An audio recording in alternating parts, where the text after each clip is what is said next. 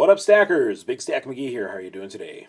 It is Saturday, August 21st, and kind of feels like summer's winding down where I'm at. It's a cooler day today. It's 70 degrees and cloudy, and it feels a little bit like the fall. But I'm also seeing that with my kids are getting their lists from their teachers on the supplies they need and all that kind of business, which means the summer fun time is starting to dry up just a little bit. And I'm not going to complain too much about that, though. I have to admit that I got our credit card bill the other day for the past month, and it was far, far higher than I expected. And of course, there were some vacation days wrapped up into that. Of course, I had some purchases, for bullion and for coins and things like that. But I'm sure that it is a common event in most people's households when they're kind of unbelievably opening their credit card bills and realizing how much that they owe. But I will say that it is nice to be in a position where, as I've mentioned in the past, I don't have any recurring debt that I'm making payments on or anything like that. And so, of course, every credit card bill I pay in full every month. But there's times like this past month, I should say, that we're gonna have to really tighten the belt straps right now if I'm not going to dig into some of my savings to pay that bill off. But either way, I am excited to unpackage a little bit more silver here, and the prices right now we're hovering right around $23 an ounce. And if it was worth buying silver when it was 26, 27, $28 an ounce, it sure feels good to get some closer to 23. Now, this particular order was closer to 24 when I made the order. So I guess that's kind of a bummer when you buy something and at a lower price and then it drops even further and you're like, but again, that's the nature of buying metals. I tend to dollar cost average. I spend about the same amount that I can each month, and that works out to sometimes more, sometimes less, but it stacks up, and that's kind of the point. So, without any further yapping on my part, I'm going to go ahead and rip into this, and we'll see what we got this time.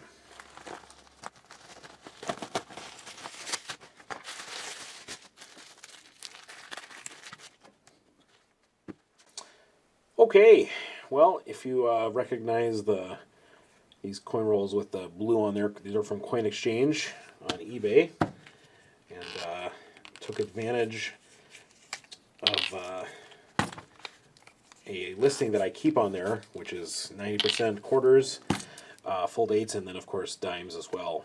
And, 2 rolls of dimes. As I've mentioned in the past, I'm kind of in the middle of a project of trying to collect enough to fill an entire guardhouse box with rolls of silver, dimes, quarters, half dollars, etc. I finished the half-dollar box probably a couple years ago. I had more of those, and they take 28 rolls to fill that, but the dime box is 50 rolls. So here's 2 more right here. I think I'm going to spill these out, and we'll kind of see if anything sticks out here. All right, so 100 silver dimes. That's fun. In my opinion, silver dimes are the ultimate fractional silver. And they don't clink as well. Like, they don't have that same kind of, like when I spill quarters or half dollars, that has a little bit more of a fun sound than these. But when you bounce these, it's an unmistakable silver sound. So as I'm scanning through, I'm just kind of taking a look for whether these are Roosevelts or Mercuries, and I don't see a single Merc in here. These look like they're all Roosevelts. We're going to be sure here. See if any look neat or very white or uncirculated or anything like that. Most of these are going to be pretty circulated.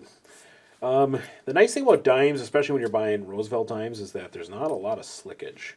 There might be some, but generally speaking, they tend to not have as many. If you have Mercs, you're going to definitely see some more circulated fashion, but some of these look pretty nice. Here's one that stands out. This one definitely has mint luster still. Let's take a look at this one. And of course, I can't read the date because my eyes are too bad. I have to get my reading glasses. But you can definitely see a cartwheeling effect on this.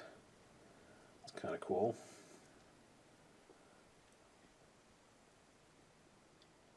I don't know if you can see that on camera or not. Let's see if I can zoom in, if I can read the date.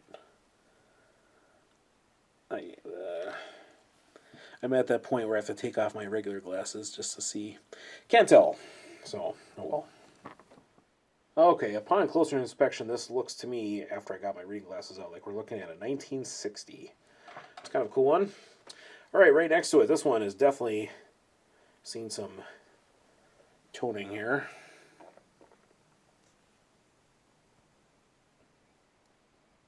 No luster on that one.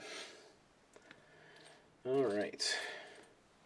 As I'm panning over these and looking, I don't know. I'm reminded of how fun it is just to imagine where all these coins have been. You know, I do like stacking silver, 90% constitutional coinage, and especially when you can find it for a lower premium. And I wish I could say that the premium on these were good and low, and it wasn't. But Coin Exchange on eBay usually has some of the best prices out there, and I don't have to think too much. I just keep it on my watch list, and when it comes time to buying something, if I don't have anything else that sticks out, I know that I can always refer back and either get some quarters or some dimes to fill these out. I remember several years ago, I had a Ziploc bag filled with dimes, and I thought, man, I got a lot of silver dimes. And how wrong I was when you actually take it out and you start filling out guardhouse box, and you maybe have 7 rolls worth, and there's 50 slots. You're like, I don't have any dimes. But slowly but surely, we're making some progress. I think we're at that point, though, where I need to get out that guardhouse box and take the silver dime rolls from the past several months that I picked up, and put them in and just kind of see where we're at. I have a feeling we are really close. And when I say close, I mean within a roll or two of filling up that box. So I think that might be our next video. Here's another really nice one. This one looks like it says about 1963.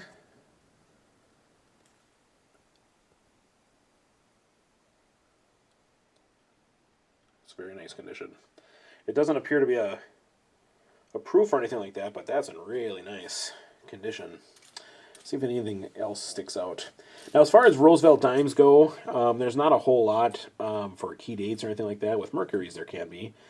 And so one of the things I'm thinking about doing once I complete my guardhouse box is to go through the whole thing and see if I can find any that are considered to be lower mintage or semi-key dates, because I might want to consider selling some of those to coin collectors that are looking for specific examples for more than the price of the silver that's in there. And that's one of those cool things that I'm getting into now.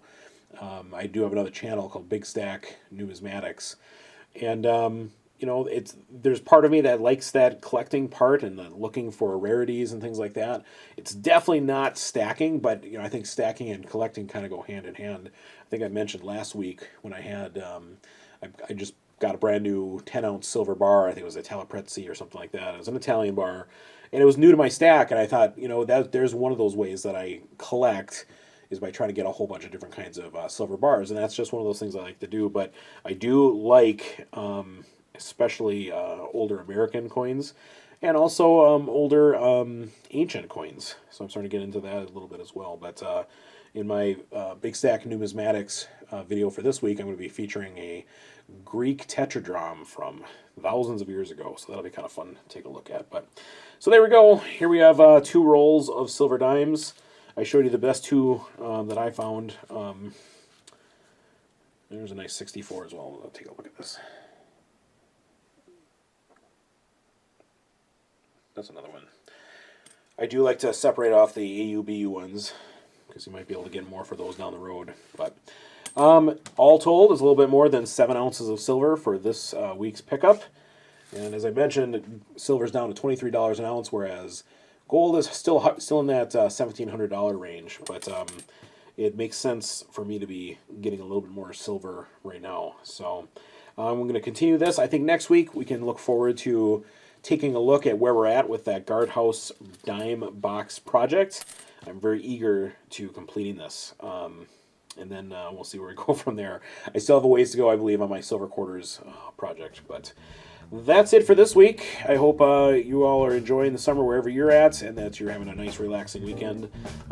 Sure appreciate it. This is Big Stack McGee, and we'll be back at you next week. Take care.